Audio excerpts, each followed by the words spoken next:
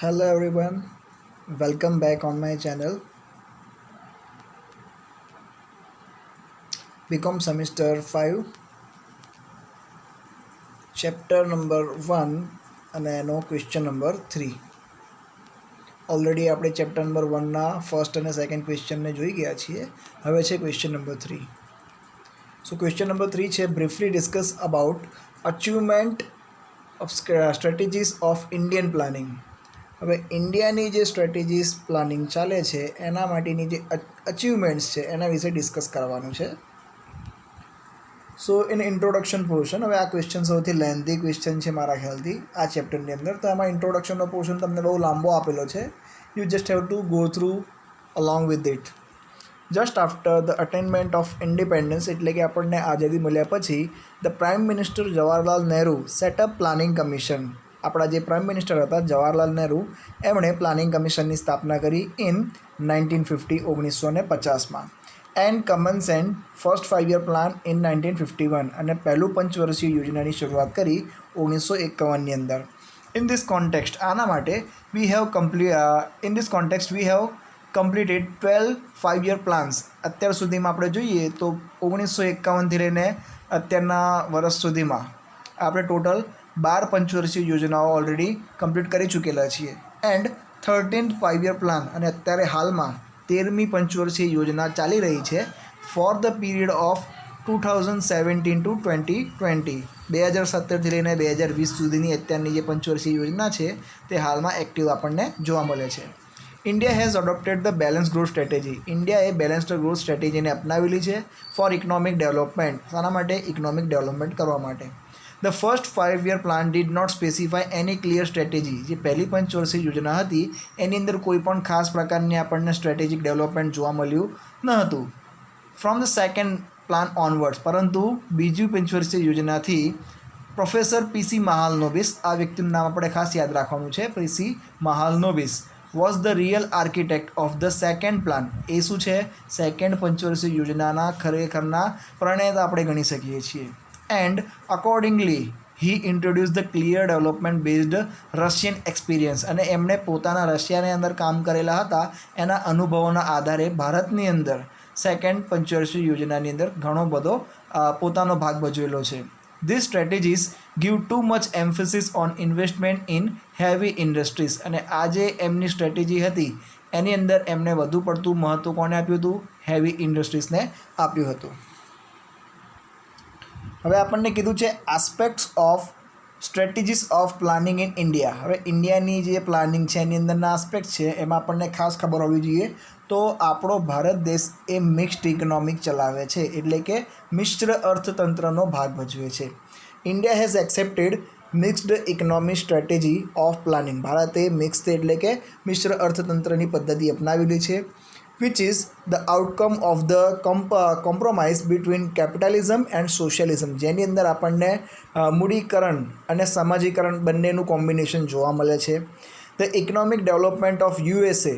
હવે આપણને કીધું છે કે જે ઇકોનોમિક ડેવલપમેન્ટ છે યુએસએનું, બ્રિટનનું એન્ડ મેની ફ્રી નેશન અને બીજા ઘણા બધા આઝાદ દેશો ઓફ ધ યુરોપના was due to free development of private sector. એમનું ડેવલપમેન્ટ થવાનું મેઇન રીઝન શું કીધું છે કે એ દેશોએ પ્રાઇવેટ સેક્ટરને શું કર્યું છે? ઘણું ખરું ડેવલપ કરેલું છે. Okay, with this it head also improved welfare of the society. અને એના જ કારણે એ દેશોની અંદર સમાજનો પણ ઘણો એવો સુધારો થયેલો આપણને જોવા મળે છે. તો આ જ વસ્તુને આપણા ભારતે પણ શું કરેલી છે? એપ્લાય કરેલી છે મિક્સ્ડ ઇકોનોમીની અંદર. ઓકે, પછી આપણને કીધું છે અચીવમેન્ટ્સ ઓફ ઇન્ડિયન પ્લાનિંગ, જે આપણું ક્વેશ્ચન છે એના according.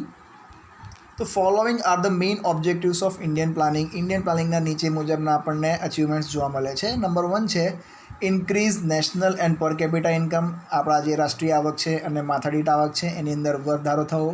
Reduce inequalities of income and wealth, એટલે સંપત્તિની અંદર અને આવકની અંદરની જે અસમાનતાઓ છે એને ઘટાડો કરવો. ગ્રોથ વિથ સ્ટેબિલિટી, એટલે કે વિકાસ થવો જોઈએ, વૃદ્ધિ થવી જોઈએ, પણ સાથે સાથે એને જાળવી પણ રાખવાનું. પછી છે number 4 structural institutional and psychological changes in the economy. એટલે કે આપણા અર્થતંત્રની અંદર વ્યવહારિક ધોરણોએ માનસિક રીતે અને આપણે જોવા જઈએ તો શૈક્ષણિક બાબતોમાં પણ સારી રીતે સુધારા વધારા થવા જોઈએ. ટુ અચીવ સેલ્ફ સફિશિયન્સી એટલે કે આત્મનિર્ભર બનવું. નંબર 6 છે growth with the social justice એટલે કે તમારે ગ્રોથ તો કરવાનો છે પણ સાથે સાથે સમાજને ન્યાય પણ મળવો જોઈએ. ફોર ધીસ કોન્ટેક્સ અને એના જ માટે it is necessary two concentrate on the welfare of poor people and backward class of the society. અને એટલા માટે જ આપણા દેશની અંદરના જે પણ બેકવર્ડ એરિયાના જો માણસો છે, જે ગરીબ લોકો છે, એમને પણ ધ્યાનમાં રાખવું એ બહુ અગત્યની બાબત છે. Number 7 is reduce the regional inequalities. આપણા દેશની અંદર જ ઘણા બધા અલગ અલગ રિજન્સ બની ગયેલા છે, તો એની અંદરની જે અસમાનતાઓ છે એને રિડ્યુસ કરવાની છે. Number 8 is significant increase in the rate of saving and investment. અને ધીમે ધીમે શું કરવાની છે, સેવિંગ્સની અંદર વધારો કરવાનો. અને સેવિંગ્સમાં વધારો થાય છે તો પછી એને ઓટોમેટિકલી પછી ધીમે ધીમે શું કરવાનું છે, ઇન્વેસ્ટમેન્ટની અંદર કન્વર્ટ કરવાની છે. Number 9 is reduce economic problems like unemployment, poverty, population and inflation. પછી આપણા ઇન્ડિયાની અંદર ઘણા બધા અર્થતંત્રની પ્રોબ્લેમ આપણને જોવા મળે છે, જેમ કે આપણને દેખાય છે કે બેકારી ઘણી બધી છે, આપણી પોવર્ટી ખૂબ જ વધારે પડતી આપણને જોવા મળે છે. પછી પોપ્યુલેશનની અંદર ઓલરેડી આપણે સેકન્ડ નંબર ઉપર છીએ ચાઇના પછી. અને ઇન્ફ્લુએશનમાં પણ આપણને ઘણી વખતે ઘણી બધી વસ્તુઓની કિંમતમાં વધારો ઘટાડો એવો સામનો પણ કરતો જોવા મળે છે. Number 10 is maximum utilization of physical and human resource of the country. પછી આપણા દેશની અંદર જેટલા પણ રિસોર્સિસ છે, ફિઝિકલ હોય કે પછી HR રિસોર્સિસ છે, એ બધાનો મેક્ઝિમમ યુઝ કરવાનો, જેના કારણે દેશને વધારે ને વધારે લાભ મેળવી શકાય. 11 number two increase the growth of the rate of the industrial sector. અને પછી બને એટલું વધારેમાં વધારે ઇન્ડસ્ટ્રીયલ સેક્ટરને આપણે ગ્રોથમાં વધારો કરવો જોઈએ.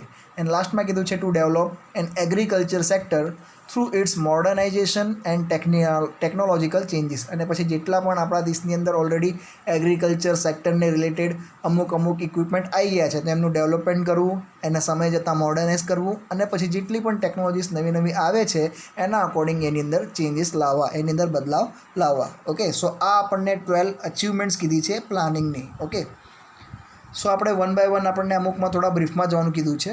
તો એમાં આપણને આપેલું છે અચીવમેન્ટ્સમાં number 1 increase in national and per capita income. So અહીંયા આપણને ક્લિયરલી એક ચાર્ટ જોવા મળે છે, એમાં પ્લાનિંગ પીરિયડ આપેલો છે, growth rate of national income આપેલો છે અને ગ્રોથ રેટ ઓફ પર કેપિટા ઇન્કમ આપેલું છે. તો આપણને જોવા મળે છે 1950થી લઈને 1981 સુધીના પીરિયડની અંદર ગ્રોથ રેટ 3.4 છે અને પર કેપિટા 1.2% છે. એના પછી 80થી લઈને 97 સુધી growth rate of NI national income 5.5 છે, જ્યારે પર કેપિટા ઇન્કમ આપણને 3.3% જોવા મળે છે.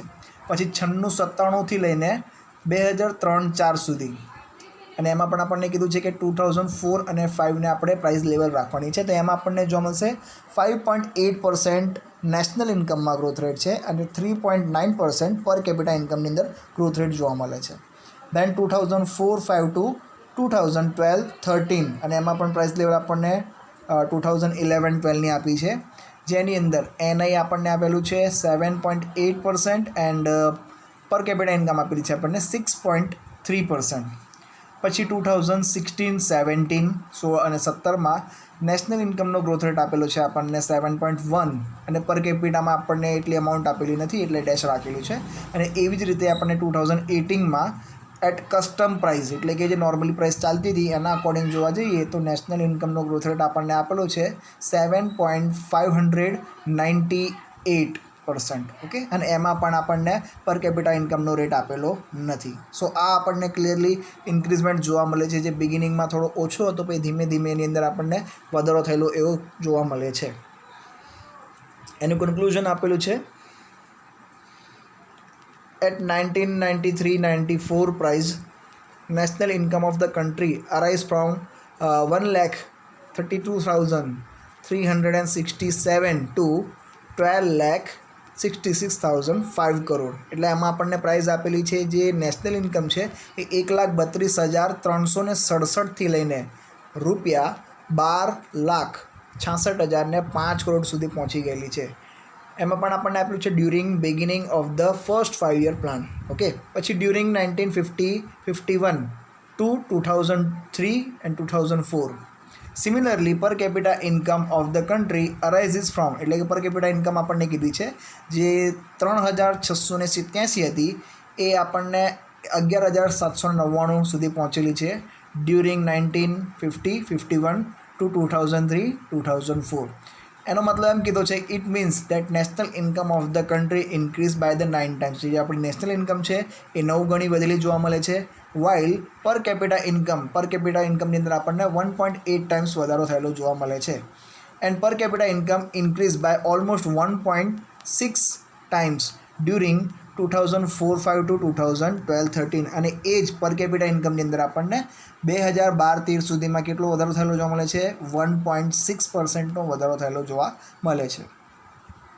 National income and per capita income of the country increases during the each stage of the planning. આપણી જે નેશનલ ઇન્કમ છે, પર કેપિટા ઇન્કમ છે, એ દરેક પંચવર્ષીય યોજનામાં આપણને થોડી વધેલી જોવા મળે છે. ડ્યુરિંગ ધ ફર્સ્ટ 3 decade, એટલે શરૂઆતના જે પહેલાં 30 વર્ષો છે, 3 decades મતલબ થાય છે 30 વર્ષો.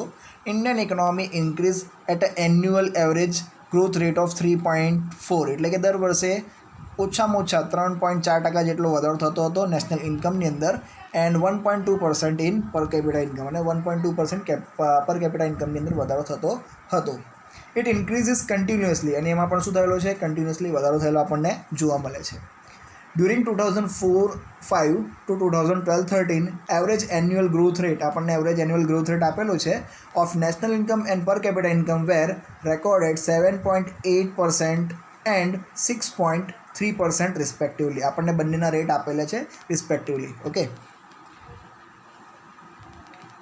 Growth rate of GDP increase continuously from the 5th 5-year plan, એટલે કે આપણા દેશનો જે ગ્રોથ રેટ છે જીડીપીની અંદર એ 5મી પંચવર્ષીય યોજના પછી કન્ટિન્યુઅસલી વધી રહ્યો છે. It increases from 4.8% to 8.3% during 5th to 11th 5-year plan, એટલે કે 5માથી લઈને 11મા પંચવર્ષીય યોજના સુધીમાં 4.8%થી લઈને 8.3% સુધી આપણને વધારો થયેલો જોવા મળે છે. પછી આપ્યું છે આપણને પ્રોગ્રેસ ઇન એગ્રીકલ્ચર સેક્ટર, એટલે કે ખેતી અને એના રિલેટેડ જે સેક્ટર છે એની અંદરની પ્રોગ્રેસની વાત કરવામાં આવેલી છે. The government has spend 23 to 24% of the plan outlay in each 5-year plans on the development of agriculture and its allied sector, એટલે કે આપણી જે ગવર્મેન્ટ છે એ 23-24% આપણા જેટલી પણ રાષ્ટ્રીય આવક છે એનામાંથી ખર્ચો કરે છે. કોની પાછળ? એગ્રીકલ્ચર અને એને સંબંધિત જેટલા પણ સેક્ટર્સની અંદર બિઝનેસ આવે છે એની માટે. Therefore, revolutionary changes have been taking place in agriculture sector, જેના કારણે એગ્રીકલ્ચર સેક્ટરમાં ઘણો એવો સુધારો વધારો જોવા મળે છે. એઝ અ રિઝલ્ટ, અને એના પરિણામે there has been significant increase in the agriculture production, એટલે કે ખેતી અને એને રિલેટેડ જેટલા પણ ઉદ્યોગો છે એમાં ઉત્પાદનમાં ઘણો એવો વધારો જોવા મળે છે. એન્ડ એગ્રીકલ્ચર પ્રોડક્ટિવિટીમાં પણ ઘણો એવો વધારો થયેલો જોવા મળે છે. In the initial years of the planning, agriculture production was increased due to extension of the area under the cultivation land. અને ધીમે ધીમે જે આપણી આટલા વર્ષોની આઝાદી પછીના ઇનિશિયલ યર્સ આવેલા છે એની અંદર પણ ઘણી બધી જે બેકાર પડેલી જમીન હતી એની ઉપર પણ ખેતી કરવાના પ્લાનિંગની વિચારણા એવી શરૂ થયેલી આપણને જોવા મળે છે. ઓકે. પછી છે progress in the industrial sector. હવે ખેતી સેક્ટર પતી ગયું, એના પછી વારો આવે છે ઉદ્યોગ સેક્ટરનો. તો એમાં આપણને કીધેલું છે ઇન્ફોર્મેશન આપેલી છે ડિટેલ્સ. એની અંદર call, iron or, chemical and cement, આ 4 વસ્તુ આપેલી છે. અને એમાં પણ આપણને ટાઈમનો રેશિયો આપેલો છે 1950-51 થી લઈને બાજુમાં આપ્યું છે આપણને 2011-12. તેમાં ક્લિયરલી આપણે ડિફરન્સ જોઈ શકીએ છીએ. બધાની અંદર આપણને ઓલમોસ્ટ જે આપેલી છે ડિટેલ્સ એ બધી મિલિયન ટન્સમાં આપેલી છે. તો કોલની અંદર આપેલું છે 32 અને 11-12ની અંદર આપણને આપેલું છે 583.1. આયરન ઓરની અંદર આપણને આપેલું છે 3 અને 2011-12માં આપેલું છે 167.3. કેમિકલ ફર્ટિલાઇઝરની અંદર આપણને આપેલું છે 0.02 અને એ જ છે આપણને 2011-12ની અંદર 16.4%. અને પછી સિમેન્ટનો મિલિયન ટનમાં આપણને ઉત્પાદન આપેલું છે 0.3 છે, જ્યારે બાજુમાં આપણને આપેલું છે 38.1. ઓકે. તો આનું પણ આપણને થોડું બ્રીફલી એક્સપ્લેનેશન આપેલું છે. India has made a very sound start in the ઇન્ડસ્ટ્રીયલાઇઝેશનની અંદર આપણે ઘણો બધો સારો એવો શરૂઆત કરેલી છે. There is a remarkable diversion in the industrial structure. એના કારણે ઘણું બધું ઇન્ડસ્ટ્રીયલ સ્ટ્રક્ચરમાં ચેન્જીસ આવેલો આપણને જોવા મળે છે. Due to improvement in industrial facilities, કારણ કે એનું પાછળ શું થયેલું છે? ઇન્ડસ્ટ્રીયલ ફેસિલિટીમાં ઘણો એવો સુધારો વધારો કરવામાં આવેલો છે. There has been significant process in the field of the technology and science. Technology અને સાયન્સમાં પણ સુધારો વધારો છે. Share of the industries in national income increased due to industrial development during the period of the planning. આ બધી વસ્તુ period of planning દરમિયાન થયેલી છે. Growth of capital goods production has been particularly impressive in India. અને એના જ કારણે ઇન્ડિયાની અંદર આ વસ્તુઓની ઘણી એવી સુધારો વધારો થયેલા જોવા મળે છે. બરાબર. Nowadays અત્યારના સમયમાં India has become power to sell industrial project in the developing countries of the Asia and Africa. અને ઇન્ડિયા જોડે હવે પાવર આવી ગયેલી છે કે ઇન્ડિયાએ આફ્રિકા અને એશિયાની કન્ટ્રીઝની અંદર એક્સપોર્ટ પણ કરી શકે છે, વેચાણ પણ કરી શકે છે. Growth rate of industrial production has 4.3 during the 2017. 2017ની અંદર ઇન્ડસ્ટ્રીયલ પ્રોડક્શનનો ગ્રોથ રેટ આપણને 4.3% આપેલો છે. ઓકે. સેવિંગ એન્ડ ઇન્વેસ્ટમેન્ટ એટલે કે બચત અને રોકાણો. The remarkable rise is observed in the saving and investment. The gross domestic saving GDS in India as proportion of the GDP has 8.6% of the out of them shares of the household sector was 66.3%. અહીંયા આપણને આપેલું છે જીડીપીની અંદર આપણને સેવિંગ્સનો ratio આપેલો છે 8.6%. જે 8.6% છે એની અંદર હાઉસહોલ્ડ સેક્ટરનો શેર છે 66.3%. Share of the private corporation sector, હવે પ્રાઇવેટ કોર્પોરેશન સેક્ટરનો પણ શેર આપણને આપેલો છે 10.5%. And the share of the public sectors was 23.2%. અને પબ્લિક સેક્ટરનો પણ આપણને ફાળો આપેલો છે 23.2%. The GDS has 30.1% during 2012-13. એટલે કે 2012 ને 13ની અંદર GDS આપણું 30.1% હતું. Out of them share of the household sector, એમાંથી પણ હાઉસહોલ્ડ સેક્ટરનો શેર હતો 72.8%. અને share of the private corporate sector has 24.3%. અને પ્રાઇવેટ કોર્પોરેટ સેક્ટરનો પણ હિસ્સો હતો 24.3%. And the share of the public sector was 2.9%. Okay. So અહીંયા આપણને અલગ અલગ રેશિયો આપેલા છે કે કેટલી સેવિંગ્સની અંદર કોણે કોણે ઇન્વેસ્ટમેન્ટ કરેલું છે. પછી છે development of the economic infrastructure એટલે કે ઇન્ફ્રાસ્ટ્રક્ચરની અંદર આપણને ડેવલપમેન્ટ જોવા મળે છે. Another achievement of planning is the creation of economic infrastructure which provide the base for the industrialization. Normal વસ્તુ છે કે ઇન્ડસ્ટ્રીયલાઇઝેશન કરવું હોય તો તમારે ઇન્ફ્રાસ્ટ્રક્ચર પ્રોવાઈડ કરવું પડે. The expansion of the goods and road transport has led to enlargement of the market. આના કારણે આપણને માર્કેટનો પણ ઘણો બધો વિસ્તાર થયેલો જોવા મળે છે. Irrigation and the hydro electric project, હવે જે પણ સિંચાઈની વ્યવસ્થા છે કે પછી હાઇડ્રો ઇલેક્ટ્રિસિટી છે એના કારણે have given the big boost to the agriculture. આના કારણે ખેતીમાં પણ ઘણો બધો સુધારો વધારો થયેલો છે. And provided energy for the installing factories, અને એના જ કારણે આપણને ઇન્સ્ટોલેશન ફેક્ટરીઝની થયેલી જોવા મળે છે. And other modern establishment is small town, અને એ જ વસ્તુ આપણને નાના નાના શહેરોમાં પણ બનેલી જોવા મળે છે એન્ડ સિટીઝમાં પણ જોવા મળે છે. Of the hydro and the thermal power generation, જેના કારણે એ લોકોને હાઇડ્રો અને થર્મલ પાવર જનરેશન જોવા મળે છે. And regional power grids provide large electricity, અને બીજું પણ આપણને કીધેલું છે કે જે રિજનલ પાવર ગ્રીડ્સ છે એના કારણે એમને ઇલેક્ટ્રિસિટી પણ પ્રોવાઈડ થાય છે. And help to modernisation of the railway system, અને એના જ કારણે જે તે એરિયામાં પહેલાં રેલવે અવેલેબલ નથી ત્યાં આપણને રેલવે અવેલેબલ થયેલી જોવા મળે છે. પછી આપ્યું છે ફોરેન ટ્રેડ એટલે કે વિદેશ વેપાર. As a consequences of the policy of the rapid ઇન્ડસ્ટ્રીયલાઇઝેશનની અંદર સુધારો વધારો થવાના કારણે India's dependence on the foreign countries for the import of the capital goods is declined. એટલે કે જે પહેલાં આપણે મૂડી વિદેશમાંથી મંગાવતા હતા વિદેશથી, એ હવે ધીમે ધીમે ઘટી ગઈ છે, એનો રેશિયો ઘટી ગયો છે.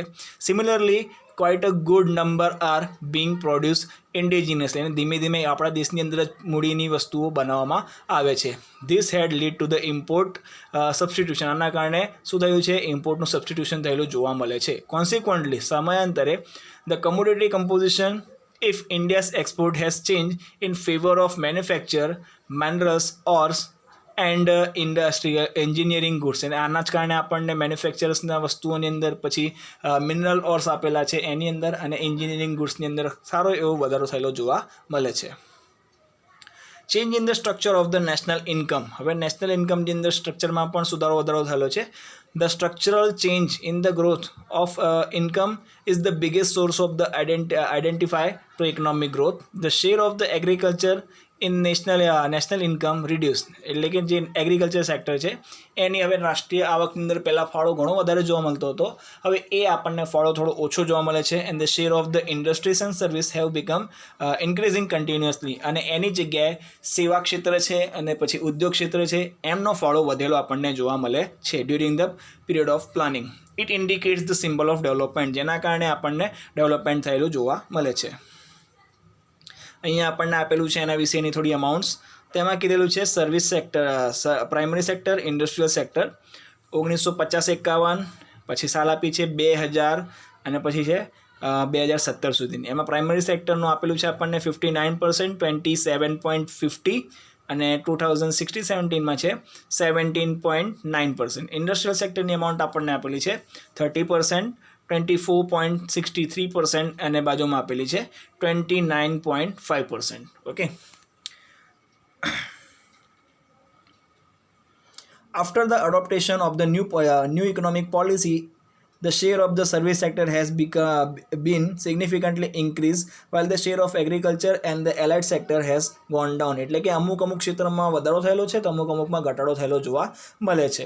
Share of the service sector in country's total employment has also been remained 25.4%, and which is more than industrial sector 21.5%. એટલે આપણને અમાઉન્ટ આપેલી છે કે અમુકનો વધારે હિસ્સો છે તો અમુકનો હિસ્સો થોડો ઓછો જોવા મળે છે. Development of the science and technology, વિજ્ઞાન અને એના ટેકનોલોજીના ક્ષેત્રે આપણને ડેવલપમેન્ટ જોવા મળે છે. Another achievement of the significant is the growth of the science and technology and development of the technology and managerial cadres. આપણને જોવા મળે છે કે જે ટેકનોલોજી છે અને એને ચલાવનારા વ્યક્તિઓ છે, વાપરનારા વ્યક્તિઓ છે એમાં સુધારો વધારો આવેલો છે. Two run the modern industrial structure, જેના કારણે જે અત્યારે હાલને મોડર્ન ઉદ્યોગના ક્ષેત્રો છે એ આપણે આરામથી ચલાવી શકીએ છીએ. This has significantly reduce our dependence on the foreign export, જેના કારણે આપણે જે ફોરેન એક્સપોર્ટ ઉપર પહેલાં આધારિત હતા એ હવે આપણે સેલ્ફ સફિશિયન્ટ બની ગયેલા છીએ. Okay. Development of the education system. હવે એજ્યુકેશન સિસ્ટમમાં પણ સુધારો વધારો આવેલો છે. One of the greatest achievement of Indian planning is the development of the huge educational system. In India, primary education is free. ભારતની અંદર પ્રાઇમરી શિક્ષણ ફ્રી છે. The country was able to achieve the gross enrollment ratio આપણને આપેલું છે GER, gross annual enrollment ratio of 96% at the primary level. Primary લેવલનો આપણને ratio આપેલો છે GERનો.